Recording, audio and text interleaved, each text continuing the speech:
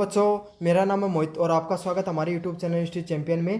तो जैसा कि आप जानते हो, आपका जो पेपर होने वाला है बीए सेकंड फोर्थ सेमेस्टर का या बीए सेकंड ईयर का सेकंड पेपर होता है प्रमुख राजनीतिक व्यवस्थाएं, जो राजनीतिक विज्ञान से संबंधित। तो ये वीडियो होने वाला है, ये आपका वन शॉट वीडियो होने वाला है। वन शॉट वीडियो मतलब इस वीडियो में आपके सामने unit first, unit second, unit third और यूनिट फोर्थ के जो इंपॉर्टेंट क्वेश्चन है उसका मैं कंप्लीट रिवीजन आपके सामने करवाने वाला हूँ। ये प्रश्न वही है जो बार बार आपके सामने रिपीट होते हैं। तो आपको क्या करना है, वीडियो को पूरा देखना है, चैनल को सब्सक्राइब कर देना और अपने दोस्तों को जरूर से शेयर कर देना है। साथ के साथ इसकी जो पीडीएफ है वो टेलीग्राम चैनल पे आपको मिल जाती है, चाहे गेस्ट पेपर हो चाहे सॉल्यूशन पीडीएफ हो। तो आपको टेलीग्राम चैनल, उसका जो लिंक है वो मैंने कहाँ पर दिया है, डिस्क्रिप्शन में दिया है। तो टेलीग्राम चैनल को भी जरूर से ज्वाइन कर लेना। धन्यवाद। तो एंजॉय कीजिए पूरे वीडियो को। मेरा नाम है मोहित और आपका स्वागत हमारे यूट्यूब चैनल हिस्ट्री चैंपियन में। तो जैसा कि आप जानते हो, आपका जो बीए फोर्थ सेमेस्टर का जो पेपर होता है राजनीतिक विज्ञान का प्रमुख भारतीय व्यवस्थाएं, उससे संबंधित आपको सामने जो इम्पोर्टेंट क्वेश्चन है वो करवा रहा हूँ। तो उसका जो पहला प्रश्न है, भारत सरकार अधिनियम 1919 और 1935 की विशेषताओं का वर्णन कीजिए। काफ़ी इंपॉर्टेंट है। भारत सरकार अधिनियम 1919 और 1935 है, दोनों को मैं समझाऊंगा, उसकी क्या विशेषताएं रही इसको भी स्पष्ट करूंगा। तो अलग अलग यूनिवर्सिटी में क्या होता है, कभी कभी भारत सरकार अधिनियम 1919 दे दिया जाता है, कभी 1935 दे दिया जाता है, या कभी दोनों को बीच में डिफरेंस करने के लिए दे दिया जाता है। तो इससे आपका एक नहीं दो प्रश्न एक साथ सोल्व होने वाले हैं। तो काफ़ी इंपॉर्टेंट प्रश्न है, आपके इंपॉर्टेंट वीडियो होने वाला आपके सामने। तो आपके सामने चाहे निबंधात्मक प्रश्न आए, चाहे लघुतरात्मक आए, चाहे अति लघुतरात्मक आए, आप इस वीडियो देखने के बाद में तुरंत इस प्रश्न को कर दोगे। तो चलो शुरू करते हैं अपन। इससे पहले आप चैनल को सब्सक्राइब कर दो और वीडियो को लाइक कर देना। तो पहला प्रश्न है, भारत सरकार अधिनियम 1919 की विशेषताएं। तो भारत सरकार अधिनियम है जो 1919 में लागू हुआ था, उसकी क्या क्या विशेषताएं रही थी, उसमें जो विशेषताएं रही थी उसको अपन देखेंगे। तो सबसे पहले बात करें 1919 का जो भारत सरकार अधिनियम है, ये मोंटेगो व चेम्सफोर्ड के द्वारा इसका निर्माण किया गया था। किसका किया गया था? 1919 का भारत सरकार अधिनियम को किस नाम से जाना जाता है? ये सबसे इंपॉर्टेंट नाम है, मोंटेगू और चेम्सफोर्ड के नाम से इसको भी जाना जाता है। तो आपको ये नाम अच्छे से याद कर लेना है, किस नाम से जाना जाता है? मोंटेगू चेम्सफोर्ड के द्वारा इसका निर्माण किया गया था। इन दोनों के द्वारा मतलब इस मसौदे को तैयार किया गया था, इस भारत सरकार अधिनियम को तैयार किया गया था। और इसका क्या था, उस समय आपको पता है 1905 में जब बंगाल विभाजन हुआ, उसके बाद में पूरे भारत के अंदर किसकी बात होने लगी? स्वशासन की बात होने लगी। पहले बात होती थी आज़ादी की, उसके बाद में क्या होने लगी? स्वशासन की बात धीरे धीरे आगे बढ़कर आने लगी कि हमें स्वशासन चाहिए। अगर आप आज़ादी भी नहीं दे रहे तो कम से कम हमारा शासन तो धीरे धीरे आना चाहिए, ताकि हम फिर आज़ादी की तरफ धीरे धीरे और बढ़ सकें। तो इन्हीं सब चीज़ों के जो बाद में जो बातें उठ रही थी, उन्हीं बातों को ध्यान में रखते हुए इसका भारत सरकार अधिनियम 1919 का निर्माण किया गया था, जिसका उद्देश्य यही था कि भारतीयों को प्रशासन में क्या क्या दी जाए, थोड़ी बहुत भागीदारी दी जाए। अब इसकी मुख्य विशेषताएं देखें। तो पहली मुख्य विशेषता की थी द्वैध शासन प्रणाली। द्वैध शासन प्रणाली मतलब कि जो डायरेक्टरी सिस्टम लागू किया था, कि अब जो प्रशासन होगा, पहले के इसके हाथ में था सिर्फ ईस्ट इंडिया कंपनी या ब्रिटिश सरकार के हाथ में जो क्या था, शासन था। ईस्ट इंडिया कंपनी के बाद में नहीं था, ब्रिटिश सरकार के हाथ में पूरा शासन आ गया था। 1857 की क्रांति के बाद में भारत सरकार अधिनियम 1858 के अंतर्गत पूरा जो है वो ब्रिटेन की संसद ने अपने हाथों में ले लिया था। आपको पता है प्रशासन तो वही है कि सिर्फ एक लोगों के हाथ में था, लेकिन अब क्या हुआ, इसको दो हाथों में कर दिया गया। किस में कर दिया गया? थोड़ा सा अधिकार दे दिए गए पूर्व भारतीयों को, थोड़े बहुत जिसे स्थानांतरित या प्रांतीय विषय बोला जाता था, प्रांतीय विषय, और थोड़े बहुत किसको दे, बहुत ज़्यादा किसके थे? अंग्रेजों के पास में थे। तो आज के समय आप नहीं देखते हो क्या, ये जो सरकार होती है उसमें क्या होते हैं, अलग अलग प्रकार की सूची होती हैं, जिसमें कि राज्य सूची हो गई, केंद्रीय सूची हो गई और जो सीमावर्ती सूची होगी। तो उसी तरीके से जो केंद्रीय सूची है और राज्य सूची है, उन दो सूचियों का निर्माण उस समय से ही होना शुरू हो गया था। तो इसमें क्या हुआ, दो भागों में बांटा गया। पहला था आरक्षित विषय और स्थानांतरित विषय। तो आरक्षित विषय कौन से होते थे? तो आरक्षित विषय वो वाले हुआ करते थे जो ब्रिटिश सरकार के हाथों में होते थे।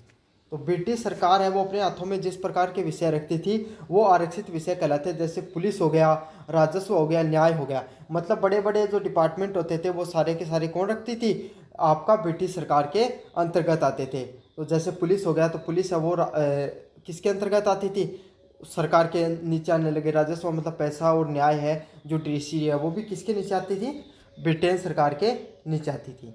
तो जो केंद्रीय के मामले थे वो कौन संभालती थी? ब्रिटेन सरकार अधिकारी संभालते थे। और जो स्थानीय मामले थे उसे स्थानांतरित विषय बोलते थे, जैसे शिक्षा हो गई, स्वास्थ्य हो गई, सिंचाई हो गई, इनमें भारतीय मंत्रियों के अधीन कर दिया गया कि भाई आप देखो इन सब डिपार्टमेंटों को, ये आपके अधीन कर दिया गया है। तो इन सब दो नामों को आपको अच्छे से याद कर लेना, स्थानांतरित विषय और आरक्षित विषय। आरक्षित विषय अंग्रेजों के हाथ में थे जिसमें न्याय, पुलिस और राजस्व था। स्थानांतरित भारतीय अधिकारियों के हाथ में था जिसमें शिक्षा, स्वास्थ्य व सिंचाई से संबंधित था। 2 नंबर प्रश्न है केंद्रीय प्रांतीय विषय का विभाजन। तो जो केंद्रीय और जो प्रांतीय जो विषय हैं इनका क्या कर दिया गया? इन सब का अधिकारों को क्या कर दिया गया? आपका अलग अलग कर दिया गया, स्पष्ट रूप से बता दिया गया। तो यहाँ पर देख सकते हो आप, केंद्रीय के ये थे, प्रांतीय विषय थे, तो इनको क्या कर दिया गया? अलग अलग कर दिया। भाई आपके अधिकार ये हैं और स्थानीय अधिकार ये हैं इसमें। दूसरी बात, केंद्रीय विधानमंडल में सुधार।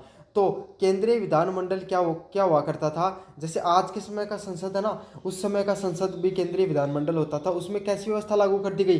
द्विसदनीय व्यवस्था हो गई, वो लागू हो गई। इसमें क्या था? स्टेट काउंसिल था और लेजिस्लेटिव असेंबली थी। तो जो स्टेट काउंसिल थे, यहाँ से जो जो प्रांतीय जो लोग होते थे वो चुनकर जाते थे, और लेजिस्लेटिव काउंसिल में ज़्यादातर अंग्रेज होते थे और थोड़े से भारतीय भी हुआ करते थे। ये एक एक पॉइंट इंपॉर्टेंट है, सारे के सारे आपको अच्छे से समझ लेने और याद कर लेने हैं। 4 नंबर प्रश्न है, भारत में पहली बार निर्वाचन प्रणाली की शुरुआत क्या हुई थी? तो भारत में पहली बार निर्वाचन प्रणाली की शुरुआत जो भारत सरकार अधिनियम 1919 के तहत ही शुरू हुई थी। बहुत मोस्ट इंपॉर्टेंट क्वेश्चन है, अच्छे से याद कर लेना आपको इसको। कब हुई थी भारत में पहली बार निर्वाचन प्रणाली की शुरुआत? भारत सरकार अधिनियम 1919 के तहत ही हुई थी। बहुत मोस्ट इम्पोर्टेंट बात है ये। तो सीमित मताधिकारों के आधार पर, मतलब बहुत कम अधिकार लोगों को ये मत देने का अधिकार मिला था, लेकिन निर्वाचन का अधिकार मिलना शुरू हो गया था अंग्रेजों के समय 1919 में। 5 नंबर प्रश्न है, प्रांतीय स्वायत्ता की आंशिक मान्यता। मतलब क्या कर दिया गया था? जो प्रांत हुआ करते थे, जैसे प्रांत मद्रास प्रांत हो गया है ना, आपका ये जो कलकत्ता, ये इधर वाला बम्बई प्रांत हो गया, इधर अवध हो, बंगाल प्रांत होगा। तो इन सब प्रांतों को क्या कर दिया गया? आंशिक मान्यता दे दी गई स्वायत्ता की मान्यता, मतलब थोड़ा बहुत उनको धीरे धीरे फ्रीडम मिलना शुरू हो गया कि आप भी प्रशासनिक स्तर पर कोई कार्य है वो कर सकते हो। तो इसमें काफ़ी हद तक भारतीय लोगों को प्रशासनिक अधिकारी, प्रशासन की क्या मिलनी शुरू हुई? जिम्मेदारी है वो मिलनी शुरू हो गई थी। तो इसका सहयोग है, भारतीयों को कुछ हद तक प्रशासनिक जिम्मेदारी को दे दी गई इसमें। सेपरेट इलेक्ट्रोल की पुष्टि। तो सेपरेट इलेक्ट्रोल की पुष्टि क्या हुई? तो मुस्लिमों के पृथक निर्वाचन प्रणाली, मतलब जो मुस्लिम लोग थे उनके लिए अलग से निर्वाचन प्रणाली की शुरुआत की गई। तो सबसे पहले जो निर्वाचन है, अलग से निर्वाचन प्रणाली, मतलब मुस्लिमों को क्या कर दिया गया? जैसे आज के समय आप नहीं देखते हो कि SC ST OBC के लिए क्या होती है, जो सीट्स है वो रिजर्व रहती हैं।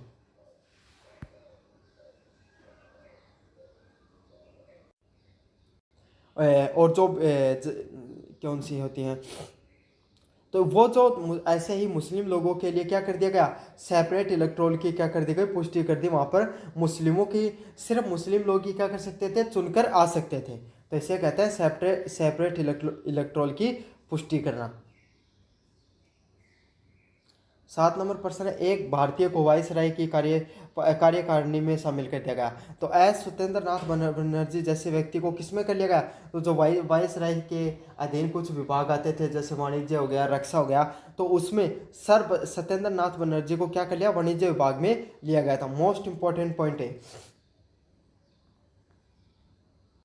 तो किसको ले लिया गया था? सर सत्येंद्र नाथ बनर्जी को वायसराय की कार्य प्रणाली में शामिल कर लिया गया था। तो ये तो थे सारे के सारे पॉइंट। अब बढ़े अपन अगले वाले पॉइंट की तरफ। भारत सरकार अधिनियम 1935 की विशेषताएं। तो भारत सरकार अधिनियम जो 1935 में लागू हुआ उसकी क्या क्या विशेषताएं रही, अपन इसको भी अब देखेंगे। तो India government of India act 1935 है सबसे, ये क्या था? ये ब्रिटिश सरकार का सबसे व्यापक और विस्तृत कानून था। मतलब जो पहली बात तो ये भारत का भारत सरकार का अधिनियम हुआ 1935, ये आखिरी अधिनियम हुआ अंग्रेजों की तरफ से। और इसमें क्या हुआ, ये सबसे बड़ा विस्तृत, और इसमें भारतीयों की जो ताकत है प्रशासनिक स्तर पर वो सबसे ज़्यादा इसी में ही बढ़ी थी। ठीक है, इसमें जो इसको जो भारत सरकार अधिनियम जो 1935 माना जाता है, इसे मिनी कॉन्स्टिट्यूशन के नाम से भी जाना जाता है। मतलब मिनी कॉन्स्टिट्यूशन तो आर्टिकल नंबर आपको पता है 42 को बोला जाता है, लेकिन उसके अलावा जब अंग्रेजों के समय भारत का संविधान बना तो 1935 से बहुत सारी चीज़ें ऐसी कैसी उठा ली गई हैं। आपको पता है जब आप संविधान उसको पढ़ते हो संविधान को, तो आपको पता चलती है 1935 से बहुत सी चीज़ें ऐसी कैसी उठाई गई हैं। तो इसी से ये बहुत सी चीज़ें यहाँ से ऐसी कैसी देखने को मिलती हैं। तो इसकी क्या क्या मुख्य विशेषताएं रही आपके सामने, काफ़ी इंपॉर्टेंट है ये सब चीज़ें। पहली है संघीय शासन प्रणाली, मतलब इसमें क्या फेडरल सिस्टम है। जो आज अपन समय देखते हैं कि भारत में दो प्रकार की प्रणाली होती है। एक होता है भारत में केंद्रीय प्रणाली, और प्लस कौन सी होती है जो राज्य। तो भारत का ऐसा देश होता है, भारत आपको पता है एक जो फेडरल सिस्टम पे कार्य करता है, जहाँ पर केंद्र और राज्यों के बीच में एक आपको अच्छा समन्वय देखने को मिलता है। दोनों की शक्तियों में विभाजन होता है और दोनों अपने तरीके से क्या करते हैं, राज करते हैं, लेकिन एक दूसरे की शक्तियाँ एक दूसरे पर निर्भर भी करती हैं। तो यही सिस्टम लागू किया गया था उस इसमें। फेडरलिज्म ऑफ इंडिया पहली बार कहाँ से लागू हुआ, यहाँ से भारत सरकार अधिनियम 1935 से ही लागू हुआ। भारत का एक संघीय ढांचे में संगठित करने का प्रस्ताव हालांकि ये कभी लागू नहीं हुआ था। ब्रिटिश सरकार व देशी रियासतों को इक्वल किसके बनाएगा, संघ लागू किया गया। तो भारत को पहली बार संघीय ढांचा, जो आज भारत का आप वर्तमान समय का संघीय ढांचा देखते हो, वो भारत सरकार अधिनियम 1935 से ही उठाया गया है। इसमें किसकी बात की गई थी कि ब्रिटिश सरकार है प्लस देशी रियासतें हैं, सारों को दोनों अपने अपने स्तर पर क्या करेंगी, जो प्रशासन चलाएंगी, राज करेंगी, और उसको क्या बोला जाएगा, संघ के नाम से बोला जाएगा। लेकिन इसको कभी लागू नहीं किया गया था संघीय शासन प्रणाली को अंग्रेजों के द्वारा। अगले वाला प्रांतीय स्वायत्ता। प्रांतीय स्वायत्ता क्या होती है, जो प्रांत होते थे, छोटे छोटे जो प्रांत हुआ करते थे, उनको स्वशासन को पूरा अधिकार दे दिया गया। और द्वैध शासन जो डायरेक्टी सिस्टम था उसको क्या कर दिया गया, खत्म कर दिया गया। तो 1935 में जो डायरेक्टी जो सिस्टम लागू किया गया था भाई, कि कुछ संघ के अधिकार होंगे और कुछ प्रांतों के अधिकार होंगे, तो उसको तो पूर्ण रूप से खत्म कर दिया गया। और जो आपका है, जो प्रांत है, जो प्रोविजंस हैं, उनको क्या कर दिया, पूर्ण रूप से अधिकारों को दे दिया गया था। 3 नंबर प्रश्न है, द्वैध शासन की शुरुआत केंद्र में। तो केंद्र में पहली बार डायरेक्टी सिस्टम प्रणाली लागू की गई, हालांकि व्यवहारिक रूप से असफल रही। तो केंद्र में आपको डायरेक्टी सिस्टम देखने को मिलता है कहाँ पर, एक भारत सरकार अधिनियम 1935 में, लेकिन ये पूर्ण रूप से असफल हो जाती है प्रणाली। तो 4 नंबर है केंद्रीय विधानमंडल का पूर्ण गठन। तो जो केंद्रीय विधानमंडल थी, जो पहले भी जिसका पूर्ण गठन किया गया था, उसका क्या कर दिया गया, फिर से पूर्ण गठन कर दिया गया। प्रांतों से जो और ज़्यादा व्यक्तियों को क्या कर दिया गया, चुनकर आने का मौका मिलने लग गया है इसके बाद में। तो आपको ये याद रखना है पॉइंट, ये भी काफ़ी इंपॉर्टेंट है। रक्षा विदेश नीति जैसे विषयों पर अभी भी वायसराय का नियंत्रण रहा, लेकिन सबसे इम्पोर्टेंट बात जो रक्षा है, क्योंकि अगर रक्षा ही भारतीयों के हाथ में आ जाएगी फिर तो अंग्रेजों का क्या अधिकार बचता। तो इसीलिए उन्होंने क्या किया, रक्षा और विदेश नीति थी, इस पर अभी भी वायसराय ने सारी चीज़ें अपने हाथों में ही रखी। तो ये भारत सरकार की प्रमुख नीतियाँ ब्रिटिश नियंत्रण में ही बनी रहती हैं। तो रक्षा हो गया जो, और विदेश नीति है, जो फॉरेन पॉलिसीज़ हैं, ये किसके, वायसराय के हाथों में अभी भी उनका कंट्रोल बना रहता है। 6 नंबर पॉइंट है, प्रथम बार भारतीयों को प्रत्यक्ष निर्वाचन प्रतिनिधित्व मिला। तो ये सबसे ज़्यादा मोस्ट इंपॉर्टेंट पर्सन है, 6 नंबर पर्सन। तो भारतीयों को पहली बार प्रत्यक्ष निर्वाचित होने का अधिकार मिला, मतलब डायरेक्ट रूप से। पहले अप्रत्यक्ष रूप से चुनाव होते थे। क्या किया जाता था, प्रांत से एक व्यक्ति को खड़ा कर दिया जाता था, और जो जनता नहीं बल्कि जो इम्पोर्टेंट लोग होते थे वो उनको चुनकर, जिनको अधिकार मिलता था चुनाव करने का, वो चुनाव करके भेजते थे। लेकिन अब पहली बार भारतीयों को प्रत्यक्ष चुनाव करने का मौका मिला, और वो कितना था, लगभग 10% जनसंख्या ने मतदान में भाग लिया था। सभी को नहीं दिया गया था, कुछ पढ़े लिखे लोग थे, कहीं पर जो जिनके पास अच्छे धन बाहुल्यता थी, उन्हीं लोगों को क्या कर दिया गया, निर्वाचन करने का मतदान देने का अधिकार दिया गया। तो वो कितना था, 10% थी जनसंख्या का, लेकिन कम से कम 10% ही सही, लेकिन प्रत्यक्ष मतदान का चुनाव करने का अधिकार 1935 के अधिनियम से मिलता है भारतीयों को। अगले वाला पॉइंट है, प्रांतीय मंत्रियों की व्यापक शक्तियां दी गई और उनके विभागों में ब्रिटिश हस्तक्षेप हटा। तो जो प्रांतीय मंत्री थे उनकी क्या शक्तियों को क्या कर दिया गया, उनको डायरेक्ट शक्तियां हैं वो दे दी गई। समझ में आ गया, जो मतलब जो प्रांत से मंत्री निकल कर आते थे उनके पास शक्तियां हैं, अब वो सीधी आ गई। और उनके नीचे पहले क्या होती थी, ब्रिटिश अधिकारी लगे होते थे, लेकिन अब वो ब्रिटिश अधिकारियों को हटाकर डायरेक्ट उन्हें शक्तियां सौंप दी गई। अगले वाला पॉइंट, संविधान सभा में मौलिक अधिकारों का कोई उल्लेख नहीं, लेकिन मौलिक अधिकारों से संबंधित कोई भी अधिकारों अस्पष्ट थे, उसमें मौलिक अधिकार अभी भी नहीं दिए गए थे। अगला है विवादास्पद प्रावधान। तो इसमें क्या हुआ, गवर्नर और वाइसराय को विशेष अधिकार दिए गए, ये निर्णय को विवेकाधीन शक्ति से हटा सकते थे। मतलब लास्ट में जो वीटो पावर होती थी, देखो क्या कर दिया गया, जो केंद्रीय विधानमंडल थी इसमें भारतीयों का क्या कर दिया गया, नेतृत्व बढ़ा दिया गया। तो अब अंग्रेजों को क्या खतरा लगने लगा कि भाई ये लगने लगा कि भारतीय है, अब वो अपने पक्ष में फैसले लेने लग जाएंगे। तो अंतिम फैसला कौन करता था, यहाँ पे गवर्नर और वाइसराय करता था, और वो चाहता तो उसको पास कर देता और नहीं चाहता तो उसको वीटो कर सकता था। तो आज के जो राष्ट्रपति के पास वीटो की पावर है वो भी कहाँ से ली गई है, उस समय से ही ली गई है।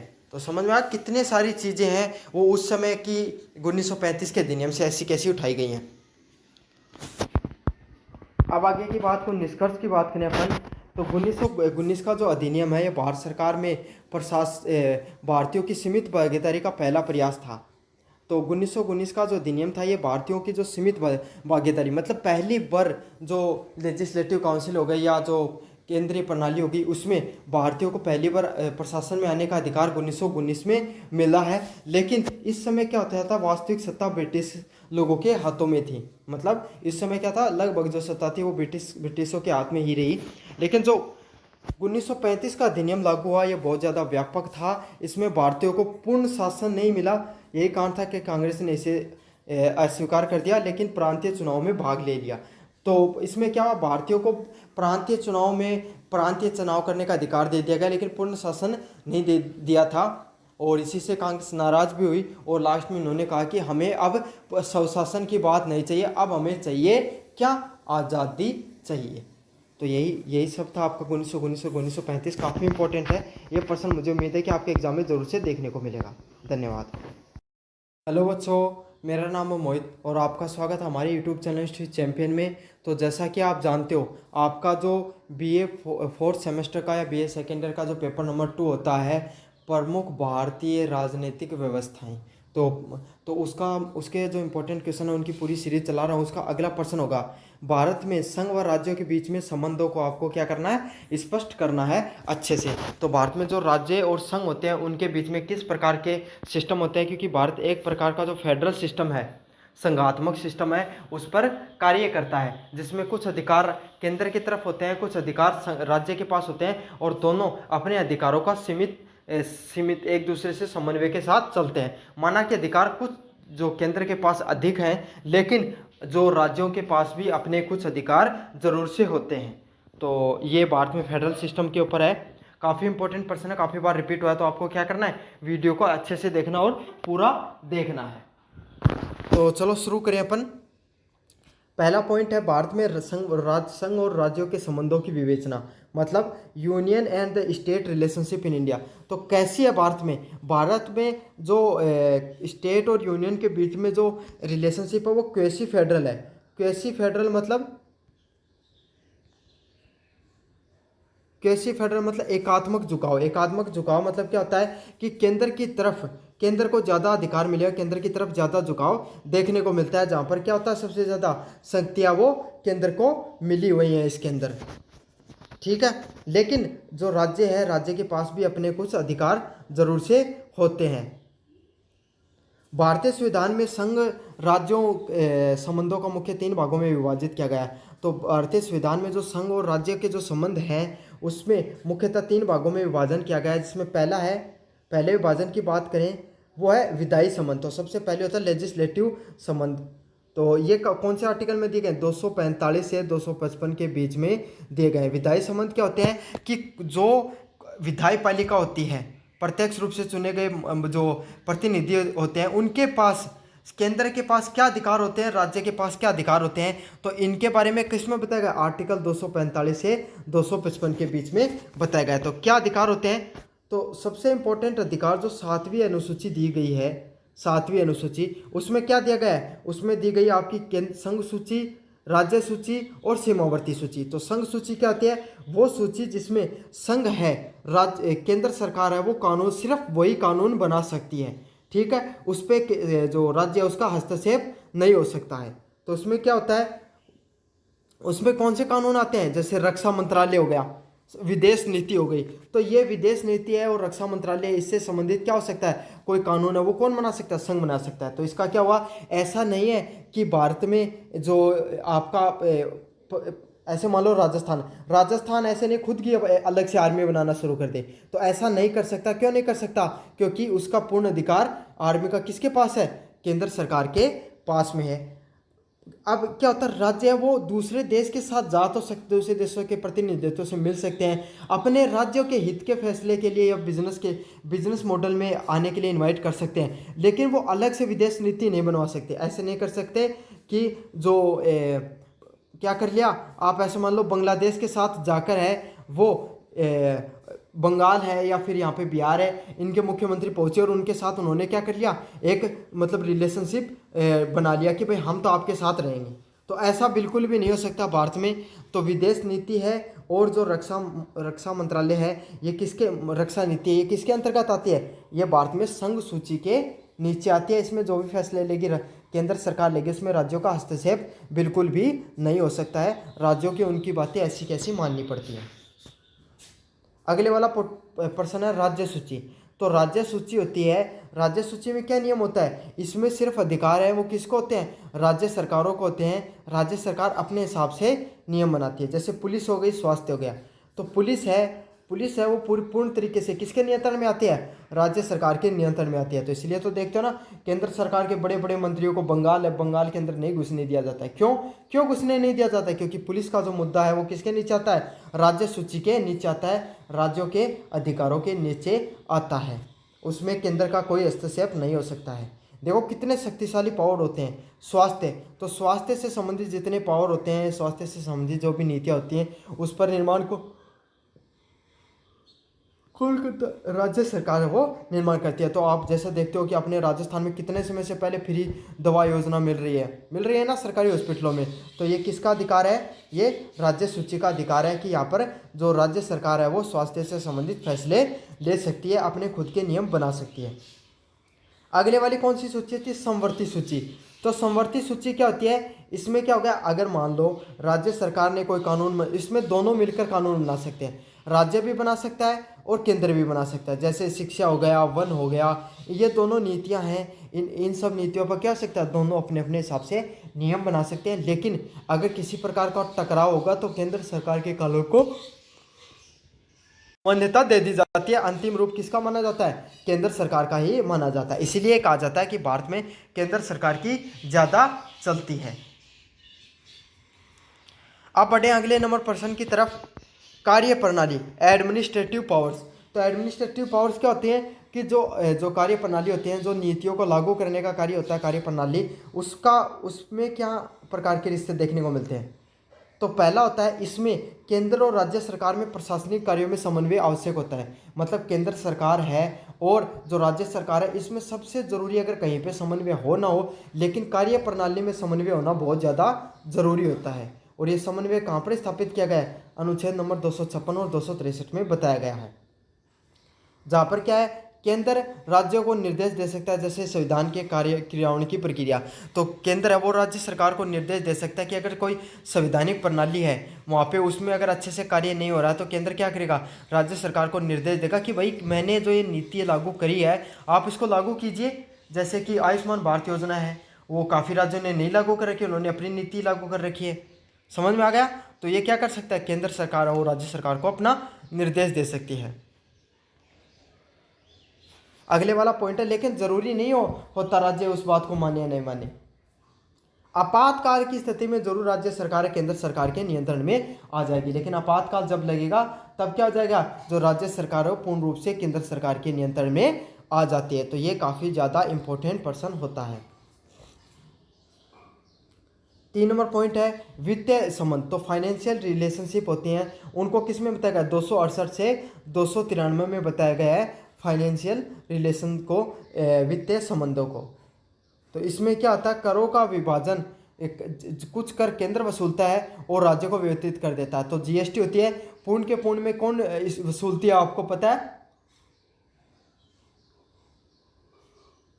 जीएसटी भी 2 प्रकार की होती है, एक तो जीएसटी होती है और एक एसजीएसटी होती है। एसजीएसटी कौन सी होती है, स्टेट की जीएसटी होती है, और एक होती है जीएसटी जो नॉर्मल वाली केंद्र सरकार। अब क्या होती है, सरकार, आपने सुना होगा ना काफ़ी बार कि केंद्र सरकार से हमारी इतने इतने लाख इतने करोड़ रुपए की जो जीएसटी, इतने हज़ार करोड़ रुपए की जीएसटी बची हुई है। तो इसका अर्थ क्या होता है, जो कर है आज के समय वो सरकार से डायरेक्ट केंद्र सरकार वसूलती है और फिर वो किसको देती है, राज्यों को अपना देती रहती है। तो करों को विभाजन, कुछ कर केंद्र वसूलती है और राज्यों को वितरित कर देती है। इसका मुख्य उदाहरण जीएसटी है। अगला है वित्त आयोग, फाइनेंस कमीशन द्वारा करों का बंटवारा। तो वित्त आयोग है, 200 आर्टिकल नंबर 280 के अंतर्गत आता है। उसमें क्या होता है, उसका कार्य यही होता है कि वो किस राज्य को कितना कर का बंटवारा करना है वो बताता है। दूसरी बात है केंद्र को आर्थिक सहायता हेतु राज्यों पर नियंत्रण। तो आपको पता है इस समय जो बिहार है और आंध्र प्रदेश, उस पर विशेष कृपा चल रही है। उसी को क्या क्या फ़ायदा मिल रहा है, उन्हें आर्थिक पैकेज मिल रहे हैं ज़्यादा से ज़्यादा। तो आर्थिक मदद करने का नाम पर फाइनेंस कमीशन है, वो क्या कर सकती है, केंद्र सरकार वो आर्थिक सहायता प्रदान कर सकती है। जैसे कि केरल में बाढ़ आ गई तो केंद्र सरकार ने मदद कर दी, या फिर जो नॉर्थ ईस्ट होता है वहाँ पे मणिपुर के डेवलपमेंट के लिए सरकार ने क्या किया, कुछ विशेष पैकेज दे दिया, कुछ विशेष पैसा है वो दे सकती है। तो ये ज़्यादा पावर होते हैं यहाँ पर केंद्र सरकार के पास में। अगला है संघात्मक व्यवस्था की विशेषताएं। तो क्या होती है, जो संघातक व्यवस्था फेडरल सिस्टम होता है जहाँ पर केंद्र और राज्य दोनों अपनी अपनी समन्वय के साथ कार्य करते हैं, तो उसकी क्या विशेषता होती है, संविधान की सर्वोच्चता। तो यहाँ पर क्या फायदा देखने को मिलता है, संविधान है उसकी सर्वोच्चता देखने को मिलती है। अगले वाला पॉइंट है शक्तियों का स्पष्ट विभाजन। तो शक्तियाँ हैं उनका आपको स्पष्ट विभाजन भी देखने को मिलता है। भाई केंद्र सरकार के पास ये वाली शक्तियाँ, राज्य सरकार के पास ये वाली शक्तियाँ, दोनों के पास अपनी अपनी शक्तियों का बंटवारा होता है। ऐसा नहीं है किसी कोई एक दूसरे से टकराव की ज़्यादा भूमिका बन सके। अगला क्या है, संघीय न्यायपालिका, सुप्रीम कोर्ट का अस्तित्व है। और अगर किसी भी प्रकार का, आपको पता है केंद्र सरकार व राज्य सरकार के बीच में किसी भी प्रकार का टकराव होता है तो उस पर अंतिम फैसला कौन करता है, आपका सुप्रीम कोर्ट फैसला करता है कि भाई किसके पास ज़्यादा अधिकार है, कौन सा इसको डिफाइन करता। तो जो संविधान है, संविधान में केंद्र व राज्यों के बीच के अधिकारों की अंतिम व्याख्या करने वाला कौन होता है, सुप्रीम कोर्ट होता है। समझ में आ गया। तो केंद्र और राज्यों के बीच में टकराव होता है तो जो डायरेक्ट आप सुप्रीम कोर्ट के अंदर जा सकते हो। अगले वाला पॉइंट है आपातकालीन स्थिति में एकात्मक पक्ष का पक्षवारी। लेकिन जब आपातकाल लगता है, इमरजेंसी लगता है, तो इसका क्या होता है, इमरजेंसी के अंदर क्या होता है, आपातकाल की स्थिति में जो एकात्मक है केंद्रीय सरकार है उसके पास ज़्यादा शक्तियाँ आ जाती हैं। लेकिन वो आती कब है, सिर्फ आपातकाल के ही समय, बाकी समय ऐसा देखने को बिल्कुल भी नहीं मिलता है। तो ये हो गया आपका पूरा का पूरा केंद्र और राज्यों के बीच में संबंध। कैसा लगा आपको वीडियो ज़रूर से बताना, चैनल को ज़रूर से सब्सक्राइब करना और अपने दोस्तों को ज़रूर से शेयर करना। हेलो बच्चों, मेरा नाम है मोहित और आपका स्वागत हमारे यूट्यूब चैनल हिस्ट्री चैंपियन में। तो जैसा कि आप जानते हो, आपका जो बीए फोर्थ सेमेस्टर का या बीए सेकेंड ईयर का जो राजनीतिक ज्ञान उसका दूसरा पेपर होता है प्रमुख राजनीतिक व्यवस्थाएं, उससे संबंधित जो महत्वपूर्ण प्रश्न है उनकी मैं पूरी सीरीज़ आपके सामने लेकर आया हूं।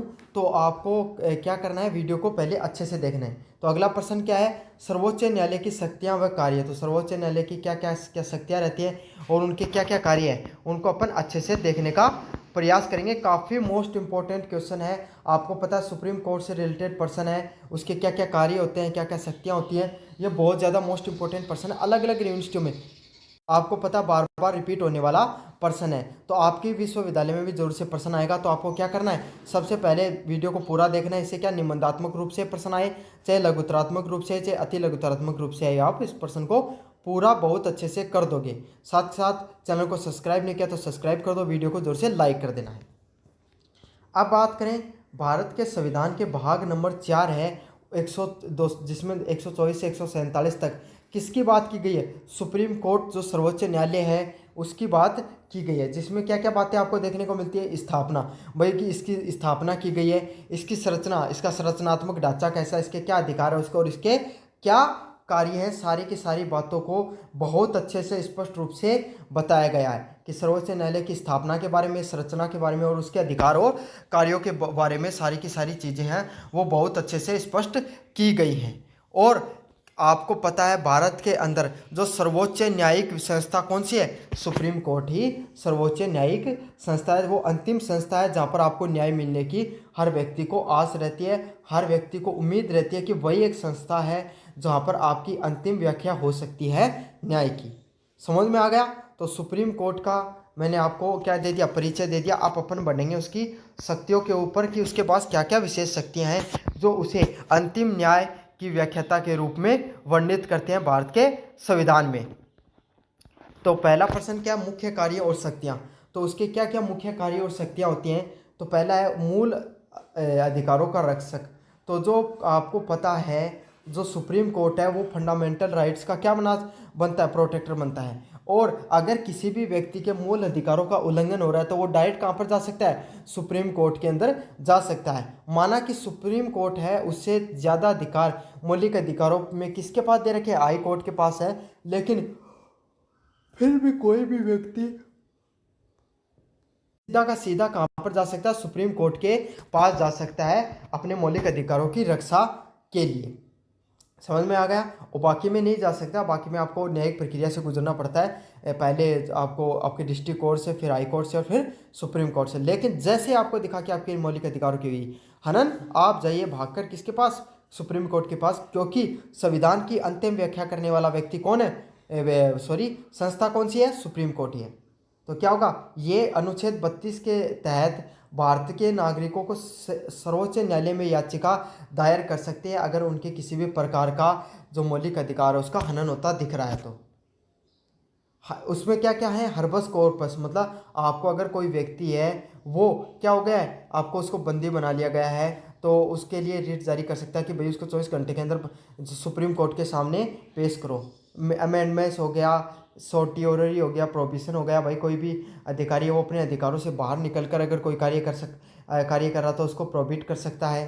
कुआ वांटो जारी कर दिया गया है कि अपने से जो नीचे की जो संस्था होती हैं कोर्ट की, डिस्ट्रिक्ट कोर्ट वगैरह, उन पर ये जारी कर दिया गया है कि वही तुम्हारा अधिकार ही नहीं है, तुम ऐसे कैसे फैसले दे सकते हो। तो ये सब रीट जारी करने का अधिकार किसके पास होता है? ये अधिकार सिर्फ सुप्रीम कोर्ट के पास होता है। ये अधिकार हाई कोर्ट के पास भी होते हैं, लेकिन ज़्यादा शक्तिशाली कौन होता है? सुप्रीम कोर्ट ही होता है। 2 नंबर पॉइंट है मूल अधिकार क्षेत्र, ओरिजिनल जुरिडिक्शन देने का अधिकार। तो मैंने आपको बताया था पिछले वाले में राज्य व संघ वाला वीडियो, अगर अभी तक नहीं देखा तो डिस्क्रिप्शन में लिंक दे दूंगा, जरूर से देख लेना।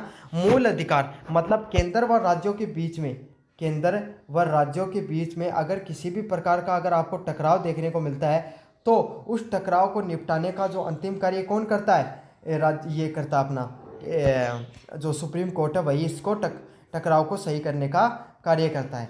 तो केंद्र और राज्य के बीच में अगर किसी भी प्रकार का विवाद देखने को मिलेगा तो उसको मूल अधिकार क्षेत्र है, उसका जो किसके पास उसको अधिकार जानना चाहिए, कौन उसका मूल अधिकारी है, वो कौन सोल्व करता है? सुप्रीम कोर्ट ही सोल्व करता है। तो चाहे केंद्र और राज्य के बीच में हो, चाहे दो राज्यों के बीच में विवाद हो, उसको कौन निपटारा करेगा? केंद्र सरकार ही, जो सुप्रीम कोर्ट ही वो उसको निपटारा करता है। तो देखते ना पंजाब व हरियाणा के बीच पानी का बहुत बड़ा मुद्दा है SQL वाला, तो उसको कौन सोल्व करता है? सुप्रीम कोर्ट वगैरह के पास अधिकार होता है कि वो ऐसे मुद्दों को सोल्व करें। 3 नंबर पॉइंट है अपीली अधिकार क्षेत्र, अपीली जुरिडिक्शन, मतलब उच्च न्यायालयों के निर्णयों के विरुद्ध अपीली दीवानी, फौजदारी और संवैधानिक मामलों को देखता है। मतलब इसके पास क्या होता है? अपील जुरिडिक्शन होता है। अगर दीवानी मामले हो गए मतलब राज्य से संबंधित हो गए, फौजदारी मामला हो गया मतलब जो क्राइम से रिलेटेड हो गए, और संवैधानिक मामले हो गए, सभी के समय जो न्यायिक प्रणाली से संबंधित मामले होते हैं वहाँ पर कोई व्यक्ति अपनी अपील दर्ज करा सकता है, बशर्ते उसे डिस्ट्रिक्ट कोर्ट से पहले गुजरना होगा, फिर हाई कोर्ट से फैसला कराना होगा, फिर सुप्रीम कोर्ट जा सकते हो। तो आपको क्या करना होता है? आपको इन सभी चीज़ों के तहत सुप्रीम कोर्ट में पहुँच सकते हो और यही न्यायिक जो व्यवस्था है उसकी अंतिम अपील कहाँ पर होती है? सुप्रीम कोर्ट में होती है। तो आपको पता है अंतिम रूप से अगर किस न्याय अगर आपको कहाँ पर मिल सकता है तो वो कहाँ पर मिल सकता है? सुप्रीम कोर्ट में मिल सकता है। सुप्रीम कोर्ट के बाद में ऐसी कोई संस्था नहीं होती है, संस्था नहीं होती है जो आपको न्याय प्रदान कर सके। हाँ यही है, मृत्युदंड हो गया या फिर आपकी जो उम्र जो आपकी जो सजा उसको कम करने का अधिकार किसके पास होता है? राष्ट्रपति होता है। लेकिन न्याय देने का अधिकार, अंतिम न्याय अगर कहीं पर मिल सकता है तो वो कौन है? सुप्रीम कोर्ट है। तो अपीलीय अधिकार भी क्षेत्र भी होते हैं, वो सबसे ज़्यादा सबसे शक्तिशाली कौन होते हैं? सुप्रीम कोर्ट के पास होते हैं। साथ के साथ उसके पास एक विशेष अधिकार यही भी होता है कि वो हाई कोर्ट के जो निर्णय उसको भी बदल सकता है, डिस्ट्रिक्ट कोर्ट के निर्णय को भी बदल सकता है और अपना क्या, और जो ये जो सुप्रीम कोर्ट के द्वारा जो निर्णय दिए गए उनको हाई कोर्ट व डिस्ट्रिक्ट कोर्ट है वो नहीं बदल सकते हैं। तो उसके पास क्या होता है? हाई कोर्ट के पास विशेष अधिकार होते हैं, विशेष पावर होते हैं। चौथा नंबर पॉइंट है सलाहकारी अधिकार, तो एडवाइजरी जुडिक्शन।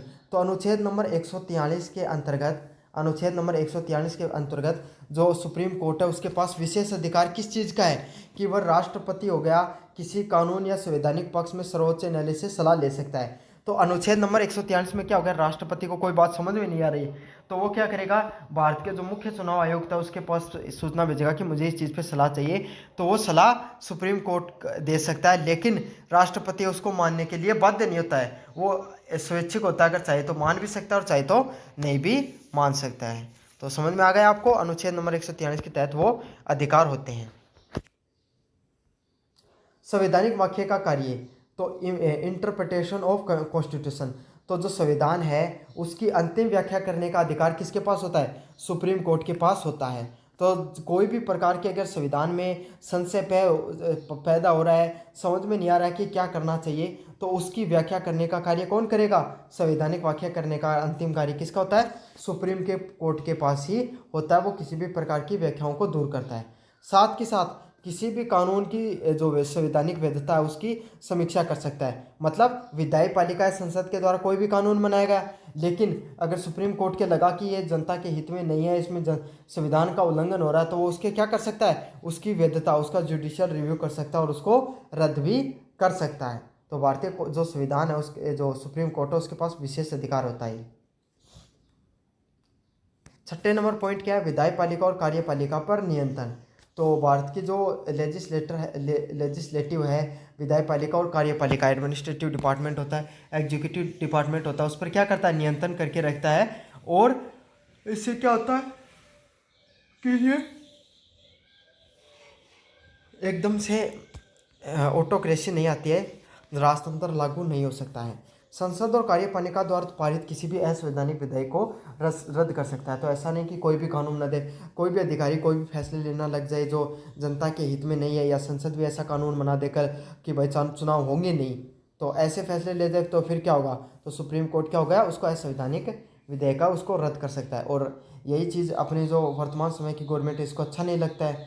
काफ़ी बार उनके जो मंत्री वो कहते हैं कि जो सुप्रीम कोर्ट है कुछ ज़्यादा हस्तक्षेप करता है कार्यपालिका में, लेकिन भाई अधिकार दिया गया है सुप्रीम कोर्ट को भारतीय संविधान में, तो आप कुछ नहीं कर सकते इसमें। आप फिर से कोई कानून पारित किए संसद में और उनको जो सुप्रीम कोर्ट ने जो अधिकार दिया उसको आप भी रद्द कर सकते हो, आपके पास भी अधिकार होता है। अगले वाला निष्कर्ष कंक्लूजन हो गया। लेकिन सुप्रीम कोर्ट के जो फैसले होते हैं ना उस पर क्या होता है? जनता की विश्वसनीयता ज़्यादा होती है विधायी पालिका से। समझे आप? विधायी पालिका के नियमों पर फिर भी सरकार, जबकि जो समर्थन होता है विधायी पालिका को ज़्यादा समर्थन होता है, क्योंकि भाई जनता के द्वारा चुने गए प्रतिनिधि विधायी पालिका में बैठते हैं, एमएलए वगैरह। लेकिन फिर भी जनता वो उम्मीद की नज़र से किसकी तरफ देखती है? सुप्रीम कोर्ट की तरफ देखती है, ना कि विधायी पालिका। देखो कितनी बड़ी विडंबना है भारत सरकार की, भारतीय न्यायिक प्रणाली की। कोई भी फैसला होता है भारत सरकार में, भारत में, तो अंतिम व्याख्या क्या होती है कि भाई सुप्रीम कोर्ट के पास जा रहा तो फिर इसका मतलब कोई ना कोई सही फैसला जरूर ही आएगा। अगले वाला, भारत के संघ और राज्यों के संबंध में संविधान को सुव्यवस्थित किया जाता है। तो संघ और राज्यों के जो संबंध हैं उसमें अगर किसी प्रकार का टकराव होता है तो कौन देखता है? सुप्रीम कोर्ट देखता है। तो इसकी जो संवैधानिक जो व्याख्या है उसको जो व्यवस्थित करने का कार्य किसका होता है? सुप्रीम कोर्ट का होता है। लेकिन भारत में संघात्मक व्यवस्था पर केंद्रीय सुप्रीम कोर्ट का होता है। सर्वोच्च न्याय, जो भारत में जो सर्वोच्च न्यायालय है उसको संविधान का क्या माना गया है, संरक्षण के रूप में देखा गया है। सुप्रीम कोर्ट कॉन्स्टिट्यूशन का प्रोटेक्टर के रूप में इसको देखा गया है। साथ के साथ ये नागरिकों के अधिकारों का भी प्रहरी है। मतलब सुप्रीम कोर्ट है, ये भारत के जो फंडामेंटल राइट्स हैं, जो आम जो लोग हैं उनके, कॉमन पर्सन के, पीपल्स के, उनका भी क्या है, ये प्रोटेक्टर के रूप में इसको जाना जाता है। साथ के साथ ये न केवल विवादों का निपटारा करता है भारत, लेकिन भारतीय संविधान के अनुशासन को बनाए रखने का एक भी कार्य करता है। और मुख्य भूमिका किसकी होती है, सुप्रीम कोर्ट की ही होती है।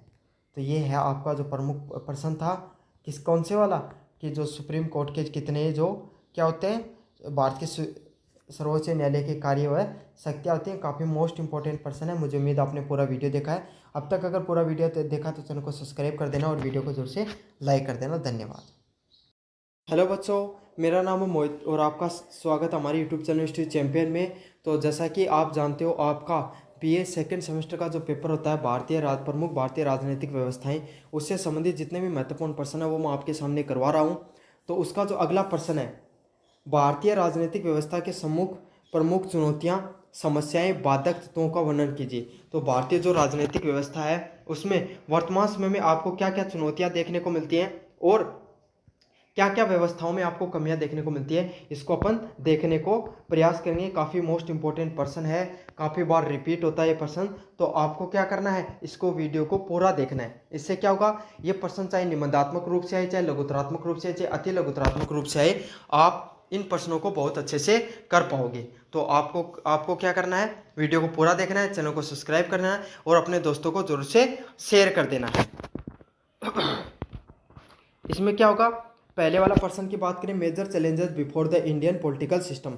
तो भारतीय जो राजनीतिक व्यवस्था, उसमें क्या क्या किस किस प्रकार के जो आपको मेजर चैलेंजेस, समस्याएं देखने को मिलती हैं। पहले वाला है, भारत एक आपको पता है लोकतांत्रिक गणराज्य है, जिसमें भारत में जो राजनीतिक व्यवस्था वो संवैधानिक प्रणाली के तहत लागू की गई है। ये व्यवस्था संसदीय हो गई, कार्यपालिका हो गई और न्यायपालिका और चुनाव प्रणाली के आधार पर सुचारू रूप से चलती है। तो आपको पता है भारत में जो लोकतांत्रिक प्रणाली है उसमें जो राजनीतिक व्यवस्था है वो संसद पे कार्य करती है, साथ साथ कार्यपालिका उसको भी नियंत्रण में करने का प्रयास करती है। भारत में जो प्रतिनिधि हैं वो प्रत्यक्ष मताधिकार या चुनाव के माध्यम से चुने जाते हैं। और एक खास बात ये है, भारत में जो चुनाव होते हैं, भारत में जो प्रतिनिधि है वो समय समय पर सुचारू रूप से चुनावी प्रणाली के द्वारा भी चुने जाते हैं। ये भी इम्पोर्टेंट बात है। साथ साथ भारत में जो राजनीतिक व्यवस्था है इसमें सामाजिक, आर्थिक और संरचनात्मक चुनौतियों से जूझ रहा है। तो वर्तमान समय में भारत के जो राजनीतिक व्यवस्था है इसमें सामाजिक और आर्थिक और संरचनात्मक ढांचे के जो स्ट्रगल्स हैं वो देखने को मिल रहे हैं, चुनौतियां हैं वो देखने को मिल रही हैं। अब वो हैं कौन सी सामाजिक चुनौतियां हैं जो आज हमें फेस कर रहे हैं। जातिवाद हो गया, धर्म के आधार पर वोट हो गया, समझ में आ गया, पैसे की बहुलता बढ़ रही है चुनाव के अंदर, आर्थिक पैसा है वो अवैध रूप से लगाया जाता है। चुनाव आयोग के द्वारा कुछ पैसा चुनाव के अंदर फिक्स कर रखा कि आप इतना ही खर्च कर सकते हो, लेकिन उस पैसे से तो जो चुनाव होते हैं उसमें जो प्रतिनिधि होते हैं उनके, वो खुद जिस गाड़ी से चलते हैं उतना पैसा तो उसकी खुद की गाड़ी खर्च कर देती है तेल का। तो समझ सकते हो बाकी के चुनाव में कितना पैसा खर्च होता है। साथ के साथ जो स्ट्रक्चरल हमारा जो संरचनात्मक ढांचा है संविधान का, उसमें कई लूप होल्स हैं, उन लूप होल्स का फायदा उठाकर ये जो प्रतिनिधि हैं वो फायदा उठाते हैं। तो क्या क्या प्रकार के जो देखने को मिलते हैं, पहला भ्रष्टाचार। तो भारतीय राजनीति में भ्रष्टाचार है वो एक गंभीर बाधक है, क्योंकि आपको भी पता है भारत में भ्रष्टाचार है वो कितने व्यापक स्तर पे होता है। इसमें क्या होता है, ये जो राजनीतिक दल ये क्या करते हैं, चुनावी संदेह के नाम पर अभी इलेक्ट्रोल सिस्टम लागू कर रखा था, वो तो सुप्रीम कोर्ट ने क्या कर दिया, उस इलेक्ट्रोल सिस्टम को बैन कर दिया, अनकॉन्स्टिट्यूशनल कर दिया था। लेकिन अभी जो वर्तमान समय में जो सरकार है, इन्होंने क्या किया, ऐसा नियम लागू किया कि चंदा किससे ले रहे हो आप, पैसा पता ही नहीं चलता कितना पैसा ले रहे हो। लेकिन सुप्रीम कोर्ट ने व्याख्या करते हुए कहा कि आम लोगों का अधिकार ये है कि वो ये जाने कि वो जिस पार्टी को वोट दे रहे हैं वो किससे चंदा ले रही है, वो कहीं अपने देश से बाहर के जो कोई देश से तो नहीं लेने लग गई कभी। तो ये उनका मौलिक अधिकारों के रूप में व्याख्या करके उसको अनकॉन्स्टिट्यूशनल कर दिया था।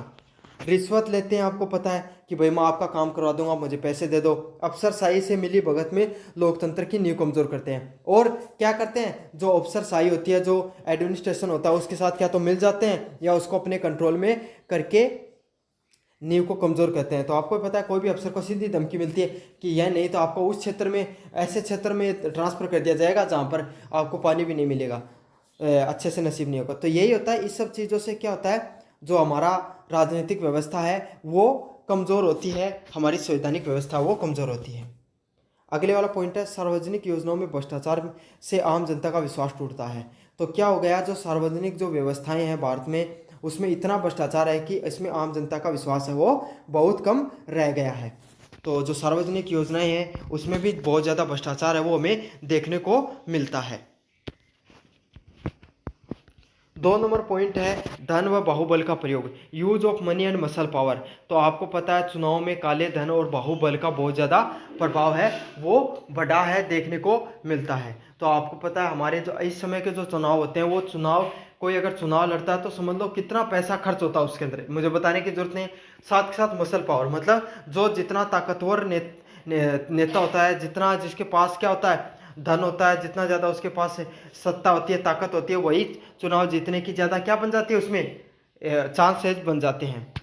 साथ के साथ अब क्या होने लगा है, जो आपराधिक पृष्ठभूमि वाले जो लोग हैं वो भी किस में आ गए, चुनाव में या प्रतिनिधि बनकर चुनकर आ रहे हैं, जिससे क्या प्रतिनिधित्व की गुणवत्ता शामिल होती है। देखो पहले जिस समय भारत आज़ाद हुआ था ना, तो जितने भी प्रतिनिधि थे, सब ऐसा कोई भी व्यक्ति नहीं था उसमें से लगभग ऐसे थे जो पढ़े लिखे थे, जिन्होंने खुद की किताबें लिख रखी थी। आज के समय आपके राजस्थान के अंदर कितने ऐसे प्रतिनिधि हैं, ऐसे कितने प्रतिनिधि हैं जिनको किताब लिखना छोड़िए, वो तो बहुत दूर की बात है, उन्हें आप ऐसे पूछ लीजिए कि इंटरनेशनल रिलेशंस किस तरीके से बनते हैं उनके बारे में नहीं पता है, आंतरिक संबंध के बारे में। ऐसे ऐसे मंत्रियों को बनाया जा रहा है कुछ सरकार में, तो राजस्थान में तो कुछ ऐसे मंत्री बने हुए, उन्हें संबंधित अगर विभाग से संसद अपना जो विधायक पालिका चलती है ना, उसमें सवाल पूछा जा रहा है तो उनको सवालों के जवाब नहीं पता है, ऐसे लोगों को बना दिया गया है। बताओ, जिन्हें संसद के अंदर विपक्ष भाई सवाल पूछता है या पक्ष के लोग भी सवाल पूछते हैं कि भाई संबंधित विभाग है आपका, तो बताइए आपको विभाग से हमें इतने रुपए का आवंटन चाहिए, आपने कहाँ पैसा खर्च किया, तो ये बीच में बोलते बोलते कोई जवाब देने लग जाते हैं। इनके विभाग के इनके अधिकारी हैं, वो ये भी कार्य नहीं करते हैं कि इनके लिए क्वेश्चनों के उत्तर निकाल के आके आ जाए। इतनी विडंबना हो गई आज के समय में कि जो सबसे ज़्यादा अनपढ़, सबसे मूर्ख, जो आपकी बात मान लेगा, उसी को बना दो मंत्री। ये हालत है भारत के जनप्रतिनिधियों की। जातिवाद और सांप्रदायिकता, कास्टिज्म एंड कम्युनिज्म। तो भारतीय जो राजनीति है उसमें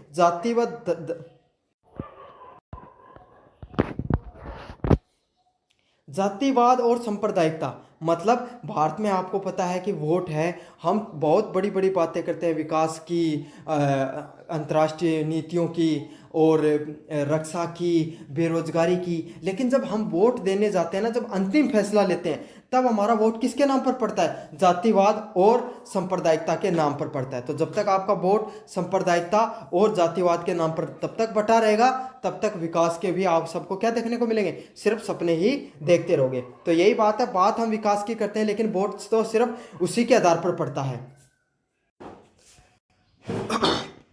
जातिवाद के नाम पर ही वोट मिलते हैं। आप कहोगे ऐसा तो नहीं होता है, होता है। कभी भी देख लेना, जब भी पार्टियां हैं अपनी वोट सीटें देती हैं या आपके क्षेत्र से अगर किसी को अगर चुनाव में लड़ाने के लिए उतरती हैं, तो देखना उनका अंतिम मापदंड क्या होता है कि वो इस जाति से, वो इस धर्म से है और यहाँ पर इस जाति का प्रभाव है, इस धर्म का प्रभाव है। नहीं देखने को मिलता है या नहीं मिलता है, यही देखने को मिलता है ना। तो यही होता है, भारत में जो अंतिम वोट पड़ता है वो जातिवाद और सांप्रदायिकता के नाम पर ही बढ़ता है। इससे क्या होता है, भारत में जो सामाजिक एकता है, वो धर्मनिरपेक्षता है, उसको क्या होता है, खतरा पहुंचता है इन सब चीज़ों से। इसीलिए क्या होते हैं, दंगे होते हैं, हिंसा और मतभेद देखने को मिलते हैं। अगले वाला पॉइंट है रीजनलिज्म एंड द लिंग्विज्म, क्षेत्रवाद और भाषावाद।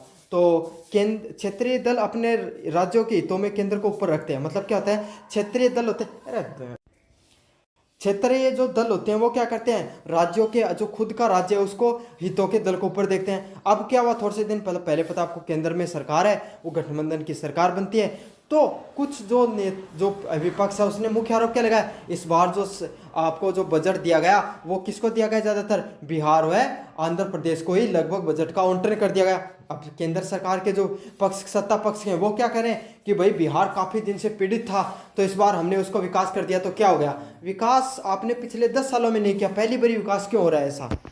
तो यही होता है जो क्षेत्रवाद और जो भाषावाद है, रीजनलिज्म है, ये जो क्षेत्रीय। अब तमिलनाडु है, तमिलनाडु में मुख्यतः यही प्रॉब्लम आपको देखने को मिल रही है। क्षेत्रीय दल वहां पर राज कर रहा है, वो क्या कर रहा है, हिंदी भाषा और तमिल भाषा के बीच में विरोध उत्पन्न करके अपनी राजनीति को चमका रहे हैं। तो यही करते हैं क्षेत्रीय जो आपके वो होते हैं दल, वो अपनी किसके आधार पर राजनीति करते हैं, पहचान, क्षेत्रीय पहचान के नाम पर और भाषा आधारित आंदोलन पे। तो इससे कहते हैं राष्ट्रीय एकता को क्षति पहुंचती है। अब आपको पता है साउथ में ये जो भाषा वाली मेन प्रॉब्लम आपको देखने को मिलती है। अगले वाला है राजनीतिक अस्थिरता।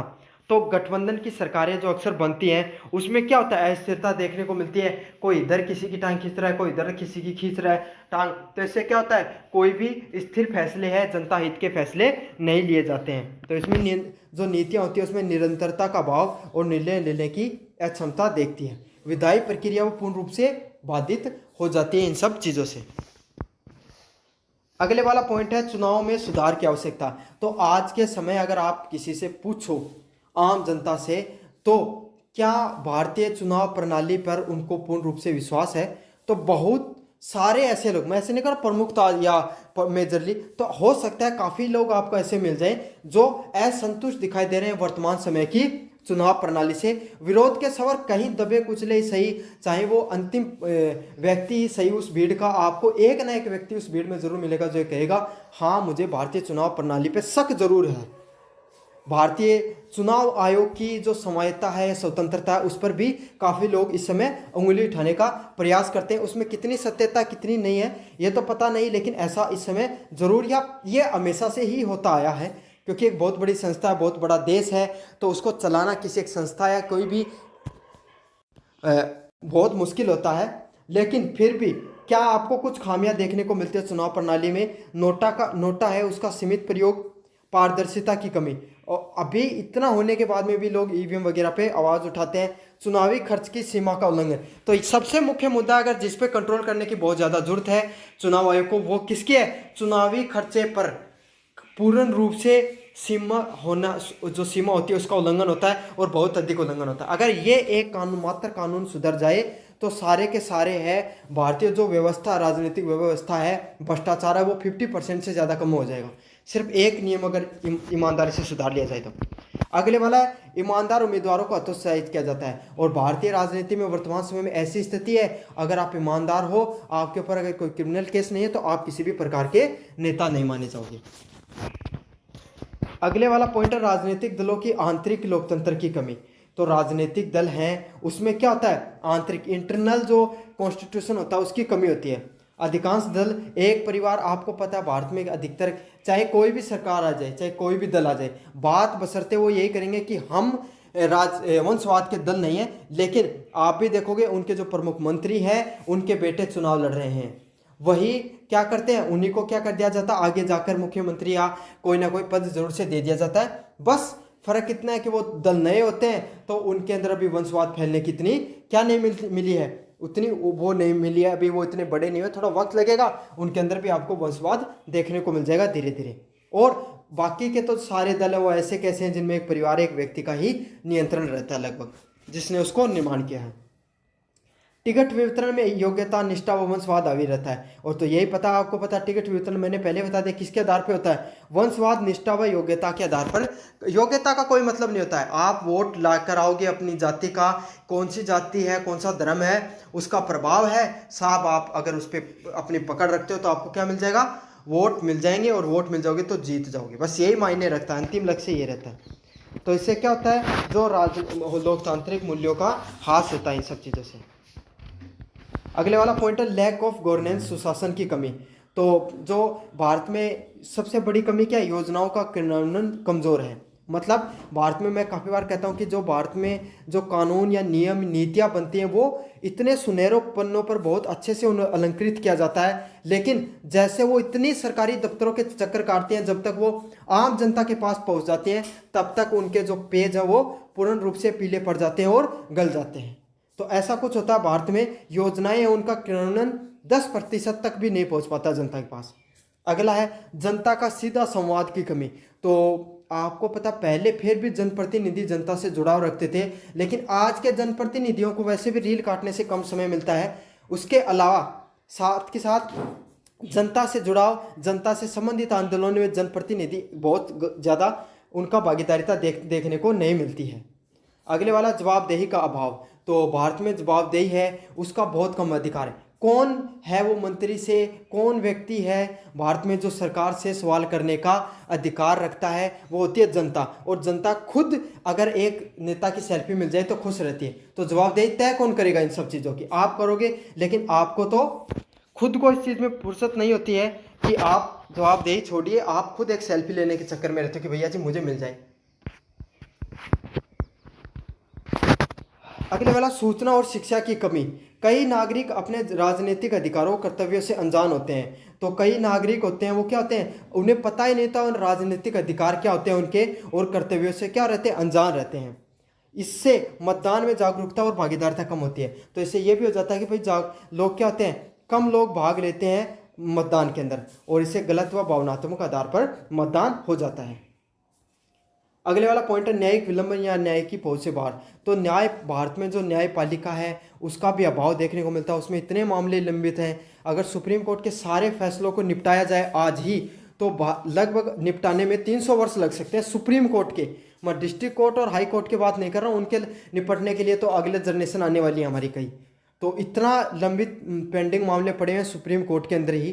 तो एक तो ये सबसे बड़ी मुख्य समस्या भारत में, आमजन के समय को न्याय नहीं मिल पाता। इससे न्याय व्यवस्था पर क्या हो जाता है, विश्वास उठ जाता है। तो न्याय व्यवस्था से विश्वास उठ जाता है तो वो किसके पास ज़्यादा देखते हैं, कार्य प्रणाली की तरफ आंख उठाकर देखते हैं, और उन्हें और अधिक मौका मिलता है भ्रष्टाचार करने का। अगले वाला है कंक्लूजन, निष्कर्ष। तो भारतीय राजनीतिक व्यवस्था को संवैधानिक ढांचा सशक्त है, किंतु इसे कार्य प्रणाली पर व्यवहारिक व नैतिक चुनौतियां प्रभावित होती हैं। क्या होता है, भारतीय जो राजनीतिक व्यवस्था वो संवैधानिक है, उसमें बहुत सी खूबियां हैं, लेकिन जो व्यवहारिक और नैतिक चुनौतियों से इस समय है वो भारतीय संवैधानिक प्रणाली है, राजनीतिक प्रणाली है, वो जूझ रही है। इसमें क्या है, राजनीतिक दल हैं, इनको अपनी इच्छा शक्ति मजबूत करनी पड़ेगी, आम नागरिक को मजबूत होना पड़ेगा, जागरूक होना पड़ेगा। चुनाव प्रणाली व राजनीतिक दल एवं शासन प्रणाली में सुधार लागू किए जाने चाहिए। इससे क्या होगा, एक स्वस्थ लोकतंत्र व एक स्वस्थ राजनीतिक प्रणाली से ही पनपता है। तो ये लाइन आपको लास्ट में लिख के आ जानी है। तो चलो, भारतीय राजनीतिक व्यवस्था का जो सम्मुख चुनौतियां हैं उससे संबंधित मैंने महत्वपूर्ण प्रश्न आपको करा दिया है। कैसा लगा वीडियो आप जरूर से बताना, और अपने दोस्तों में ज़रूर से शेयर करना। धन्यवाद।